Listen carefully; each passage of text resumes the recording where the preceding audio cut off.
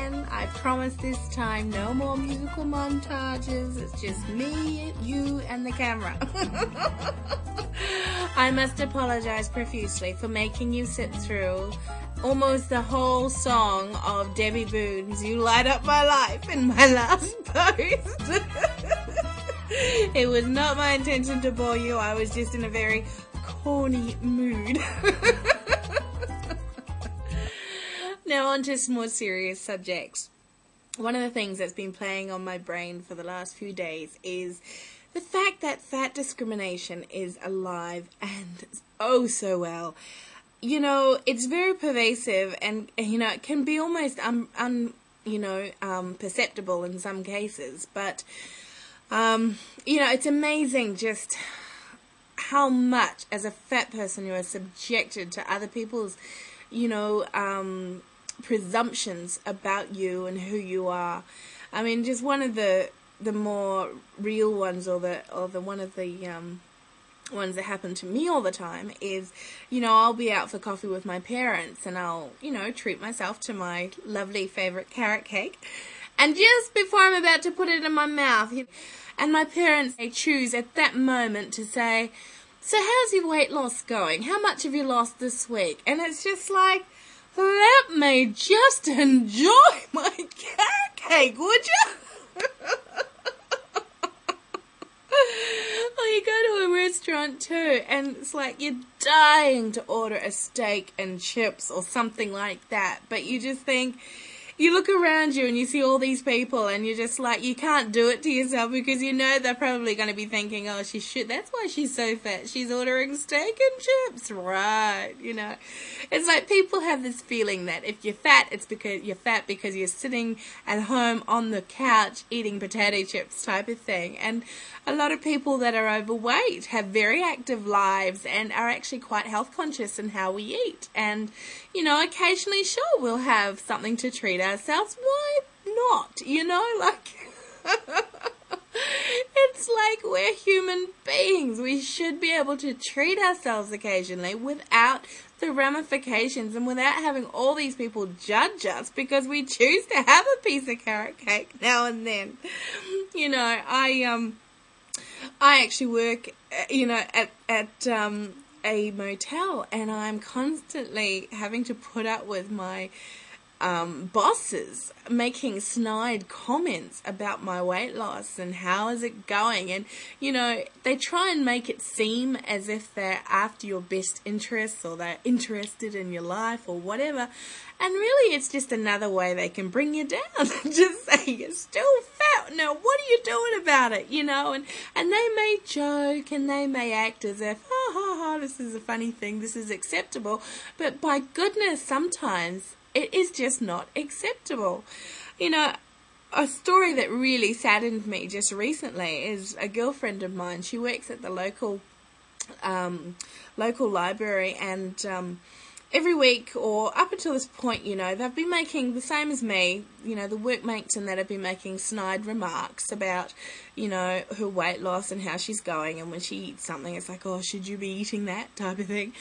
And a week or two ago, there was a cake there that was left there, and what usually happens is she arrives and there's still other workers there, and then they go and she looks after it for the rest of the afternoon.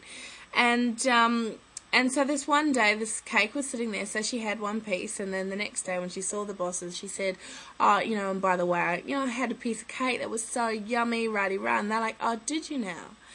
And she was like, she sort of felt a bit affronted by it, just the way it was said. And then they also went on to say, I hope it was just one piece. And it was like, oh, she was telling me later, it was like, oh my God, you know, I felt like I was a naughty schoolgirl for having a piece of cake. And then they presumed that I'd had like a whole, you know, the whole cake or something, you know. And the next week, and if that wasn't bad enough, the next week when she was working, the rest of the guys were there, and there's always a jar of cookies and that for the workers there. And the next week she was there, and so she had a coffee and everything with the other workers, and there's these cookies there and all that sort of stuff. And then when they left, and she was staying on for the day, suddenly the cookies mysteriously disappeared. And she was like, oh my God, you know, now they are like full on hiding food from me. I felt so awful for her. But I mean, they probably think, you know, well-meaning people, that they're doing her a favour by removing the temptation or something. But that's not their choice. That's her choice to make. If she wants a couple of biscuits or something, that's up to her. And it just makes me so angry when I see that people just have these, you know, meaning well facades, but they can just be so cutting and so degrading to the people that really just need support and encouragement, not a constant, how much weight have you lost this week, or should you be eating that, you know. And I mean, you even get discrimination when you go into a store and you're trying on an outfit, because I always listen very carefully to how, you know, the retail salesperson sort of words it. You know, you've got this outfit on and you come out, and there's two ways of saying something, and if you weren't very, you know, with it, you'd miss it. But, you know, one way is they'll say something to you like, oh, you look really great in that. And, you know, that's okay, that's all well and good, yeah, they're giving you a compliment. Or are they? You know, there's another way of saying that. Yeah, they could say, that looks really great on you. You know, have you seen the difference?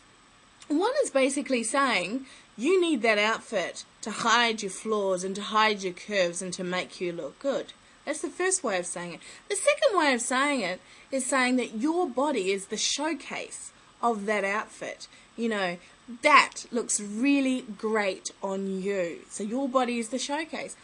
And I always think, you know, we need to be very careful, and even amongst ourselves, about how we word things, you know. And I know we're encouraging and we want to encourage each other to lose weight and stuff, but we need to be careful that in our efforts to encourage each other to lose weight, that we're not actually sort of putting them down, like, oh, I lost 10 kilos this week, how much did you lose?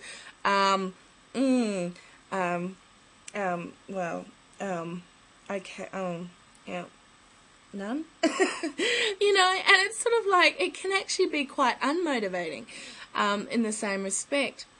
You know, the saddest thing also is when you come across people that were fat and that have lost a lot of weight, but that are so judgmental and have absolutely no compassion at all for other people that are fat and that are trying to lose weight.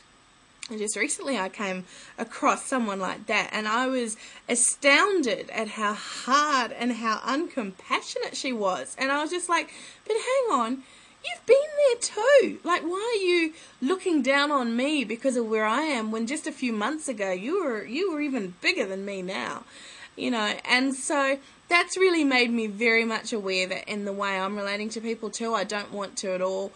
Encourage, yes. Challenge, yes. But put down, no. And there's a fine line between challenging someone and encouraging them.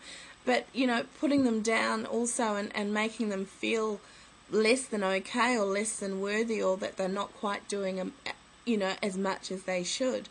So today is a bit of a rant, really, about, you know, fat discrimination is absolutely everywhere. And as fat people, we need to also be careful about how we're relating to other fat people as well. Because, you know, yeah, we're on our own journey, and when you're losing weight, it's so easy to sort of become tunnel visioned on ourselves and on the scales when we stand on the scales. But there are other people around us also that might not be going quite at the same rate as us, or, you know, might be having a bit of a struggle, might be on a plateau, and, you know, just everyone goes at their own pace, I guess. So we just need to be really aware of that and encourage without putting down. So that's my little rant for today. The next post I will do a little bit of an update on my little crush. Tell you a bit more about this mystery man of mine, and I should be seeing him tomorrow night too, so that should be cool. But anyway, that's enough for me for now, so I shall talk to you soon, and thanks so much for tuning in. Ciao.